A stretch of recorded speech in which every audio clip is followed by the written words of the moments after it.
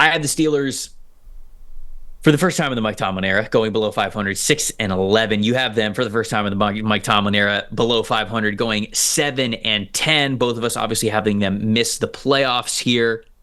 What do you think about where the Steelers are at? And then give me your offensive MVP for this team. And if it's not one of the quarterbacks, give me your thoughts on the quarterback situation, what you think between Russ and Justin Fields, but then give me your offensive MVP if it's one of those guys. So similar theme here as I have with the Browns. I have concerns at quarterback and I have concerns on the offensive line. And if I have concerns at those two things, I'm suddenly worried. Now, I think Russell Wilson is going to start. I think he should start, honestly. He didn't have that bad a year last year in Denver. I know there's a lot of friction with Sean Payton, but still talking about a guy who threw 26 touchdowns and just 8 interceptions last year. I know a lot of the big-time throws aren't where they used to be. I know Pittsburgh doesn't have the most stacked receiving core in the league. I believe Roman Wilson's fighting through an injury. That doesn't help them. But I think Wilson is the starter. I know Fields is going to get his chance, but we still need to see further improvement from him as a passer, right? Obviously struggled a lot in Chicago on the passing side and wasn't given the best situation to work with. I'll admit that. But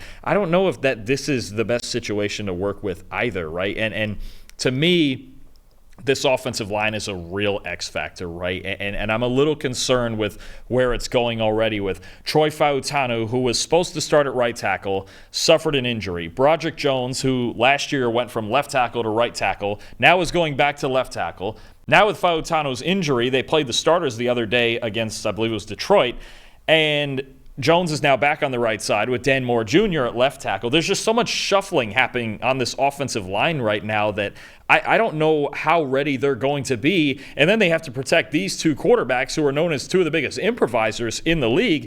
You're talking now about 3.5, 4.5 seconds of having to protect these guys.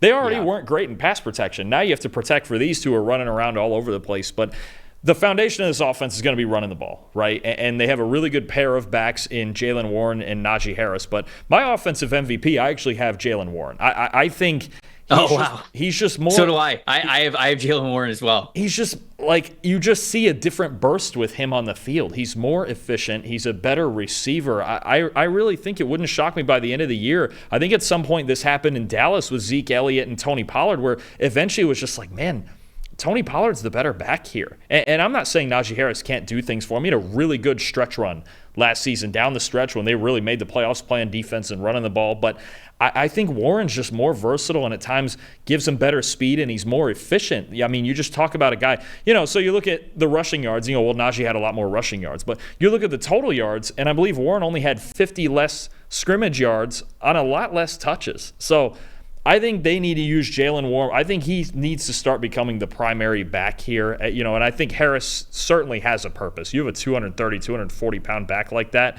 He has a purpose. But Warren just fits today's NFL better, doesn't he, right? I just see this as very similar to Dallas when they had Zeke and Tony Pollard. And you just watched more and you go, man, that's the guy who should get the ball more often.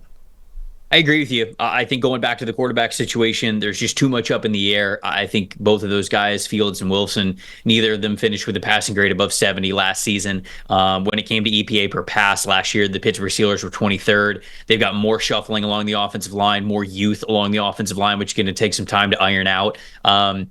And, thankfully for them, when you look at Pittsburgh's schedule, it starts pretty easy. They're on the road to face the Falcons in the first game of the year. That's going to be tough with how much better I feel like the Falcons got this offseason. They're then on the road again in Denver, but I think that's a winnable game. They're hosting the Chargers, but Harbaugh is going to play them tough. You know that. They then go to Indianapolis, and then they get to host the Cowboys. They're facing the Raiders. Then you get into the Jets. Okay, the Jets is a tough one, but I think they're hosting that one. I think they could potentially upset the Jets. They're playing the New York Giants as well. That one's obviously winnable, but then you get into a situation where second half of the season, their bye week is week 9. They got to go to Washington to face the Commanders. Then you face the Ravens. Then you go to Cleveland to face the Browns.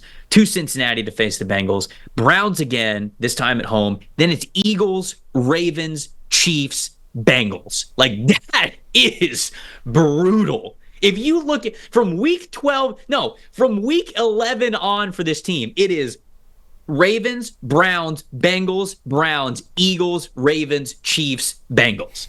That sucks. That is absolutely brutal for this team, and unfortunately, it's the byproduct of being in one of the best divisions in the NFL, and so it's just going to be uphill sledding for them. I just think that this is finally the year that it's a little too much. I don't think that Pittsburgh's going to be terrible. I think they're going to be a team that if you overlook them, if you take them too easily, if you think that this is a for granted win, they'll come back and they'll bite you. And I think that they'll play spoiler a couple of times this season, but I just don't think that it's going to be enough. I do agree with you, though. I think Jaylen Warren is their MVP. I think that he has the potential to be their most efficient player. His 82.4 rushing grade last year was the highest grade category for any player at any position anywhere on this team last season. Jaylen Warren's rushing grade was the best. He was the shining star of this team that was struggling last year, and I just think it's a little bit too much for them this year. Defensive MVP, I do have somebody other than TJ Watt. I have TJ Watt.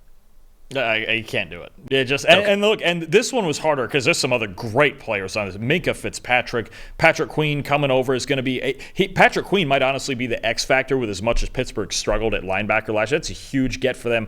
Alex Highsmith is really, really good off the other edge, but you can't go away from TJ Watt. I mean, and especially with what the impact is, you just see it when he's hurt and he's out. They don't even function right on defense. He just makes everything happen. There's so much better a team when he's on the field. Not that he's hurt a lot, but you could just see the stark contrast the last two. If he misses a game, they're not even a top half defense. He just makes everything go. He's one of the best pass rushers in the league, and I'll get historical again. I did it with Myles Garrett. Myles Garrett, our best edge rusher ever in the pass rush game, second overall.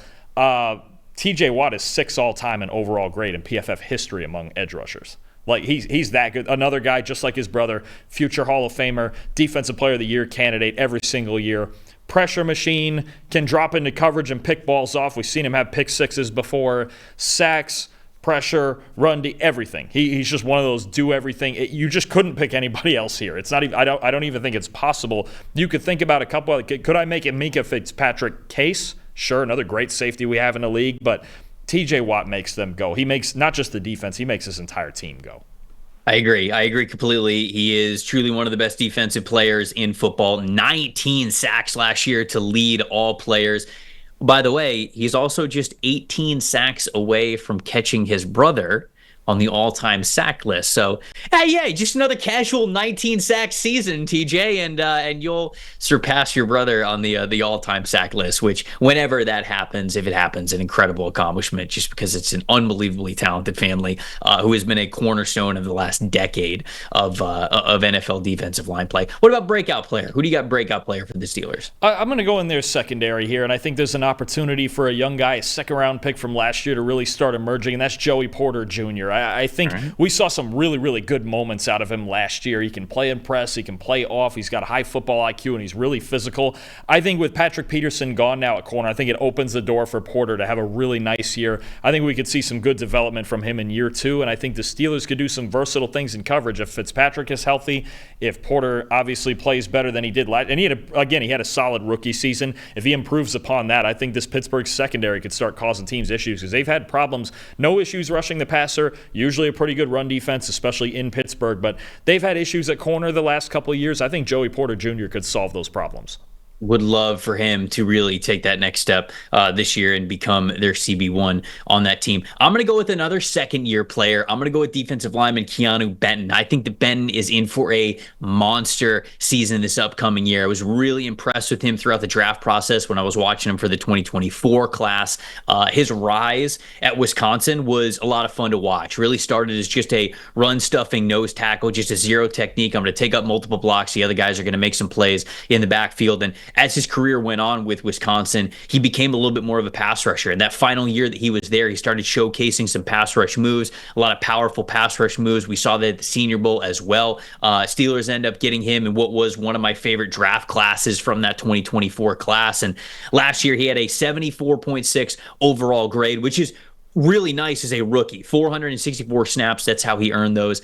this preseason, already an 87.3 grade on, okay, just 28 snaps, but he looks good, man. I think he looks poised, getting to play next to Cam Hayward, TJ Watt, Alex Highsmith, those guys. That never hurts. But he is becoming part of that four horsemen of defensive linemen. I think is going to be feared in that division and throughout the NFL. And I think Keanu Benton is becoming a reason why. So I think that he is going to be a breakout player this season. Last one for the Steelers.